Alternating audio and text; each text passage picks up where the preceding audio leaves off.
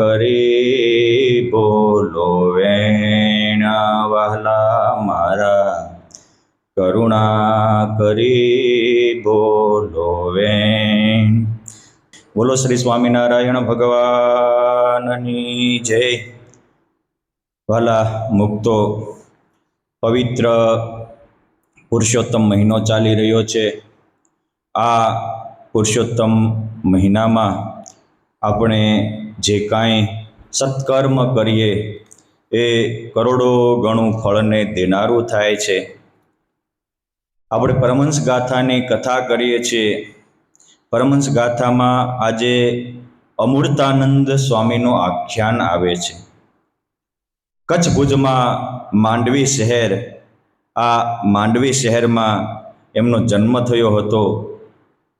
મંજુકેશાનંદ સ્વામી નંદમાળામાં સ્વામીશ્રીનો પરિચય આપતા કહે છે કે અમૃતાનંદ આનંદી સંત, ભજે સદા હરિને રાખી ભગવંત। એવા આનંદી સંત હતા। અને આનંદી શા માટે હતા? કે પોતાના હૃદયમાં ભગવાનને રાખતા હતા।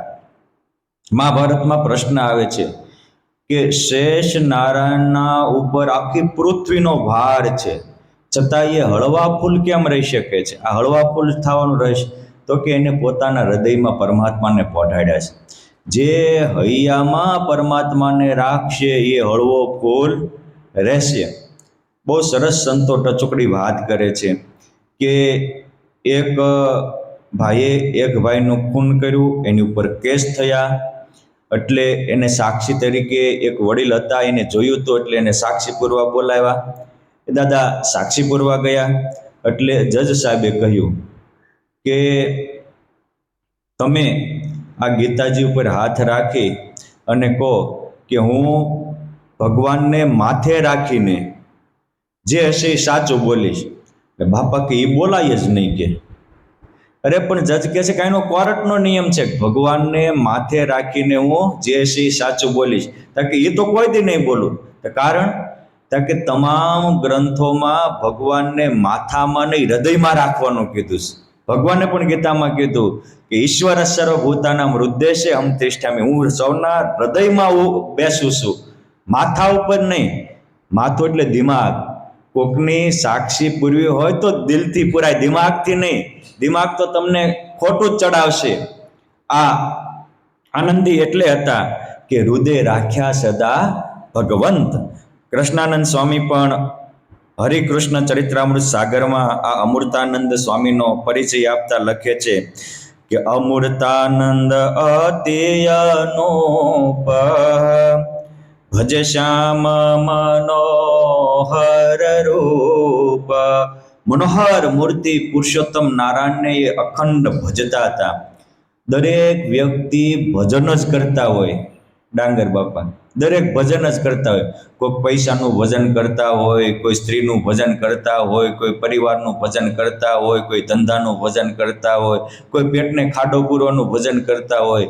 પણ એ મનોહર રૂપ બને છે કે જે ભગવાનનું ભજન કરે છે। જે અવિનાશી માટે કરે બધું જ અવિનાશી થઈ જાય છે। અને નાશવંત માટે રાત દિવસ એક કરીને કઠોર સાધના આરાધના કે કઠોર પરિશ્રમ કરીને મેળવેલું હોય તો એ એક સેકન્ડના 6 ભાગમાં સમાપ્ત થઈ જાય છે।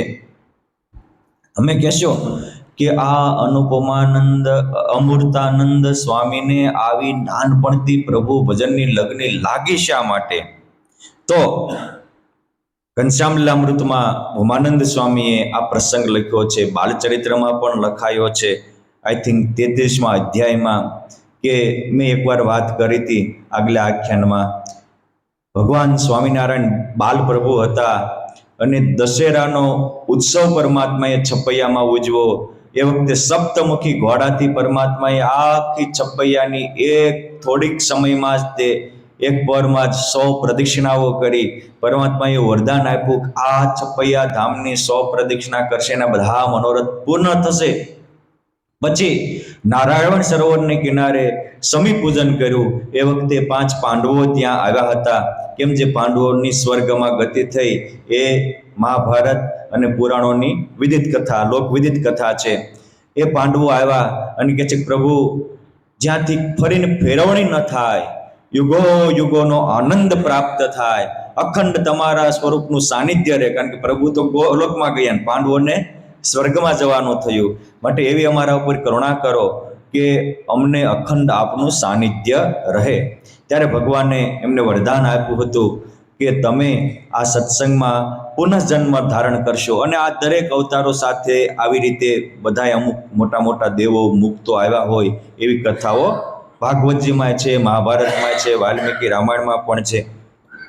તો એ પાંડવોને પરમાત્માએ વરદાન આપ્યું હતું. એ પૈકીના એક પાંડવે અહીંયા કચ્છ ભુજ શહેરના નજીકમાં જ આવેલા માંડવી શહેરમાં એમનું જન્મ થયો. એમના પૂર્વાશ્રમનું નામ પણ આનંદરામ હતું. માતા પિતાનું નામ શું હશે એ તો સંશોધનનો વિષય છે, પણ પૂર્વના આ મુક્ત હોવાથી આનંદરામને ડખા ગમતા જ નહીં. અને વ્યક્તિના હૃદયમાં ડખા હોય ને એટલે બાર ડખા થતા હોય છે. આ નિયમ છે. એટલે આપણા ધર્મ ગ્રંથો પોતાની શુદ્ધિ ઉપર બહુ વજન આપે છે. નાનપણથી આ અખંડ ભગવાન ભજતા હતા. કોઈ સાધુ સંતો આવે તો પ્રેમથી એની સેવા કરતા હતા. પોતે બ્રાહ્મણ કુળમાં જન્માતા, ભણી ગણીને હોશિયાર. આમ તો આપણે જે 4 વર્ણ અને 4 આશ્રમ છે એમાં જે બ્રહ્મ વિદ્યાનું અધ્યયન કરે, કહેતા જે આત્માને પરમાત્માને પામવાની વિદ્યા શીખે એને જ સાચો બ્રાહ્મણ કયો છે. બાકી ખરાબ કર્મ કરનારો હોય તો માત્ર જન્મથી બ્રાહ્મણ મળવાથી કોઈ લાંબો લાભ મળતો નથી. બ્રાહ્મણ કુળમાં તો રાવણે જન્મ્યો હતો, બ્રાહ્મણ કુળમાં તો હિરણાક્ષ અને હિરણ્યકશિપુ પણ જન્માતા. પણ જેને સાચું બ્રાહ્મણત્વ પ્રગટ કર્યું, પ્રહલાદ અને બલિરાજાની જેમ, કે જે આ ઋષિ મુનિઓની જેમ, એ ખરો બ્રાહ્મણ છે. આનંદરામ ભણી ગણીને હોશિયાર થયા. તમામ સદગ્રંથોનો સાર પોતાની બુદ્ધિથી કાઢ્યો કે આ મનુષ્ય જન્મે કરીને કોઈ સાચા સદગુરુ સંતને સેવી અને પુરુષોત્તમ નારાયણને પામી જવું, આટલું જ મનુષ્ય જન્મનું કર્તવ્ય છે. આ પ્રત્યેકને માટે છે, એક માટે નહીં. કારણ કે મનુષ્ય દેહ એ દેવોને પણ દુર્લભ છે. દુર્લભ એટલા માટે છે કે મનુષ્ય દેહથી માણસ લક્ષ 84ની સર્કલને બ્રેક કરી શકે છે. આપણે નકર એકવાર જો આ અવસર ચૂકી ગયા તો પછી લક્ષ 84માં કેટલા ગોથા ખાશું એનું કોઈ નક્કી નહીં. આપણે જો આપણા જન્મ મરણને લક્ષ 84ની સર્કલ બ્રેક કરવી હોય તો આમાં જાગવું જોઈએ. એ નકરા વિષયને, પંચ વિષયને, કામ ક્રોધને ખંજોળવા રહેવું નહીં. સંતો સરસ ટચુકડી વાત કરે છે કે એક આંધળો પહેલાના જમાનામાં મોટા રાજ્ય ફરતા કિલ્લા હતા, એમાં ગરી ગયો. કોઈને પૂછ્યું ગૌતમ બાપા જેવાને કે મારે આમાંથી નીકળવું હોય તો શું કરવાનું? તો કે એક કામ કર, આમાં એક જ દરવાજો છે, તું આમનામ દિવાલે હાથ દેતો દેતો હાલ્યો જા, જ્યાં દરવાજો આવે ત્યાં નીકળી જાય. હવે એ મોટો 100-200 કિલોમીટરનો કોટ હતો અને આ દરવાજો આવ્યો ને ત્યારે જ આને ખંજોળ આવી. એમનો ખંજવાળવા રહ્યો, હાથ દેતો દેતો જતો હતો અને ખંજવાળવા રહ્યો ત્યાં દરવાજો આવી ગયો. હવે એ આંધળાને 200 કિલોમીટરનો ધક્કો પાછો થયો. એ આંધળાની વાત નથી, મારા તમારા જેવા આંધળાની આ વાત છે કે આ મનુષ્ય જન્મ લક્ષ 84ના ચક્રને બ્રેક કરવા માટે છે, એમાંથી બહાર નીકળી જવા માટે છે. અને આપણે એ જ વખતે કોઈ સ્વાદને, કોઈ સ્નેહને, કોઈ અહમતાને, કોઈ મમતાને, કોઈ રાગ દ્વેષને ખંજવાળવા રહે છે, ત્યાં મનુષ્ય જન્મ હારી જાય છે. અને યાદ રાખો, પુણ્યનું ફળ એ સ્વર્ગ છે, પાપનું ફળ એ નરક કે અધમ લોક છે. પરંતુ મનુષ્ય જન્મ એ પાપ ને પુણ્ય બંનેનું ફળ છે. એટલે આ દુનિયામાં પુણ્યનું ફળ સુખ ને પાપનું ફળ દુઃખ. અને આપણે પાપ ને પુણ્યનો જથ્થો એટલે સુખ દુઃખના જથ્થા લઈને જન્મેલા છીએ. એટલે આ મનુષ્ય જન્મ પામીને કોઈ અબજોપતિ હોય, કોઈ મોટો સત્તાધીશ હોય, કોઈ મોટો વૈજ્ઞાનિક હોય, કોઈ મોટો લેખક હોય, કોઈ પણ ફિલ્ડનો ગમે એટલો આમ નિષાદ વિશારદ હશે, ટેલેન્ટેડ હશે, તો પણ દુઃખ તો હશે ને હશે જ. અને ગરીબ કરતા અબજોપતિ વધારે એટેક કરીને મરી જાય છે, એને એટેક વધારે આવે છે ને આત્મહત્યાઓ પણ વધારે થાય છે. અમેરિકામાં તો જે સૌથી ધનવાનમાં ધનવાન એરિયો છે ને, અમેરિકામાં તો જ્યાં સૌથી ધનવાનમાં ધનવાન એરિયો છે, અહીંયા સ્પેશિયલ મરવાનો એક આખો વિભાગ કરેલો છે, આત્મહત્યા કરવાનો, અને એની પ્રેક્ટિસ આપવામાં આવે છે કે હવે મરી જાતું, બીજાના બહુ ગળા કર્યા.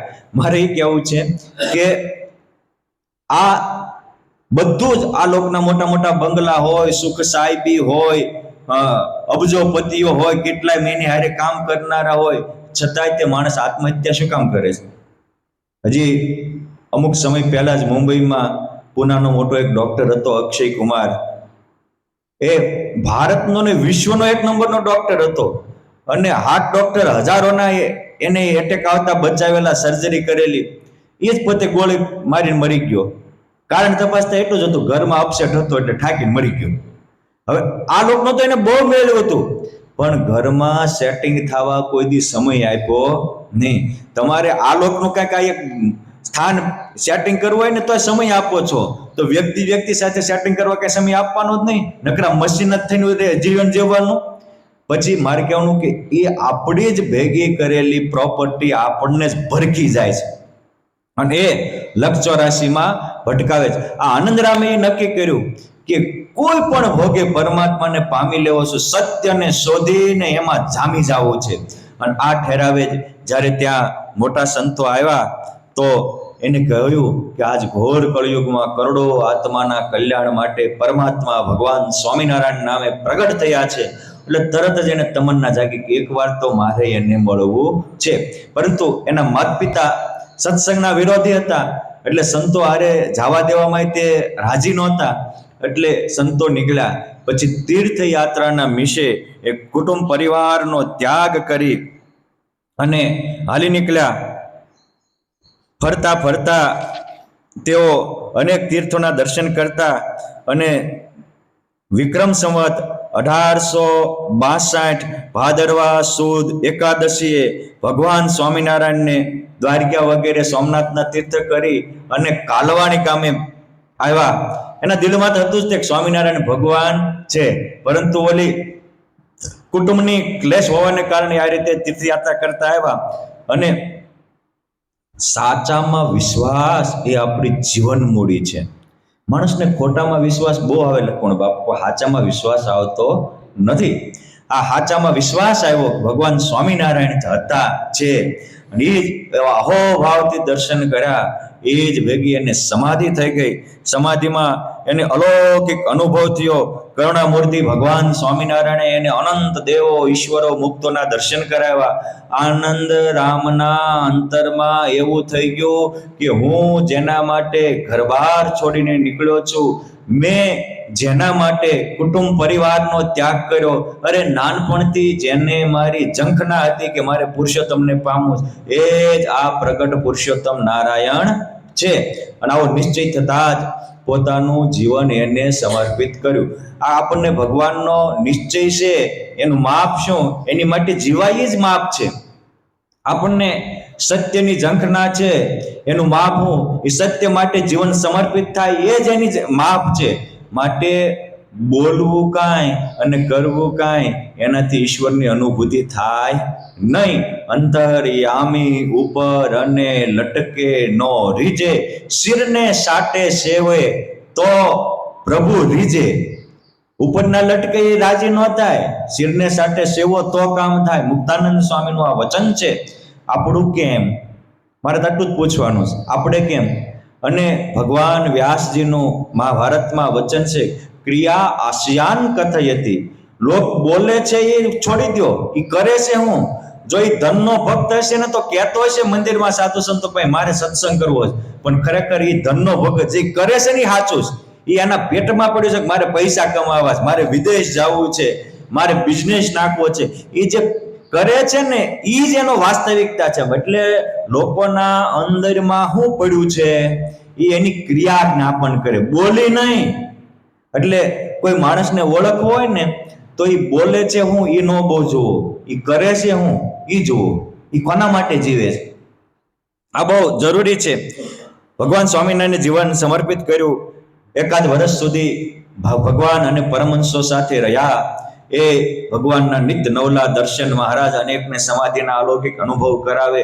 અરે કામ, ક્રોધ, લોભ, મદ, મોહ જેવા જે મોટા મોટા દુષ્ટ કે જેને જોરાવરણ, રાવણ જેવાને, કુંભકર્ણ જેવાને રણમાં રોળી નાખ્યા, એવા દોષોને ભગવાન ચપટીના છઠ્ઠા ભાગમાં મુકાવી દે. આવી પરમાત્માની અલૌકિક મૂર્તિ, વળી પરમહંસો ગોપાળાનંદ સ્વામી, મુક્તાનંદ સ્વામી જેવા મોટા સંતોનો સમાગમ અને નિત્ય નવલા દર્શન, આનાથી આનો આત્મા અલૌકિક આનંદથી ભરાઈ ગયો. અને અલૌકિક આનંદથી ભરાઈ ગયો પછી ભગવાન સ્વામિનારાયણે વિક્રમ સંવત 1863 કારતક સુદ એકાદશી શુક્રવાર પવિત્ર પ્રબોધિની એકાદશીના દિવસે ગઢપુર ધામમાં આ માંડવી ગામના આનંદરામને ભાગવતી દીક્ષા આપી. અને જેના આવા પુરુષોત્તમ નારાયણ પાસે હજારો અમૃતાનંદ સ્વામી જેવા, આવા પુરુષોત્તમ નારાયણ પાસે અમૃતાનંદ સ્વામી જેવા એક બે નહીં હજારો સંતો હતા. આમાં માધવદાસ સ્વામી હરિલામૃત સાગરના 91માં તરંગમાં લખે છે કે બોલ્યા અમૃત મુનિ માધીર, સ્વામી સાંભળો ગુણ ગંભીર, જાગ્રત અને સપનામાં જે હવળી સુસુપ્તિમાં પણ તે ત્રણેય અવસ્થામાં હરિવિના ઘાટ નવ થાય, એ કહો પુરુષોત્તમ નાથ, અમે સાંભળી થઈએ સનાથ. આવો ઉપાય બતાવો જેનાથી અમે અનાથથી સનાથ થઈ જઈએ. આ સાધુને જિજ્ઞાસા કેટલી છે, પામવાની લગ્ની કેટલી છે. આના 1000માં ભાગને આપણામાં આવે ને તોય કામ થઈ જાય, પણ આપણે તો એ કરવું જ નથી. અને આવો એનો પ્રશ્ન સાંભળી અને પછી પ્રીતે બોલ્યા પ્રાણાધાર સંતો સાંભળો વાત છે સાર, એવી રીતે ઘાટ ન થાય એમ વિચારજો જો મનમાંય. શું વિચારવાનું? તો કે ભૂમિ, જળ, તેજ, વાયુ, પંચ રસિત એ અધમ શરીરા, આ શરીર તો અધમ છે, માટે હું કોઈ કાળે દેહ નથી, હું તો અક્ષર બ્રહ્મ છું, મારામાં પ્રગટ પર બ્રહ્મ છે. એમ રહે નિરંતર સોય ત્યારે બીજો ઘાટ નહીં હોય.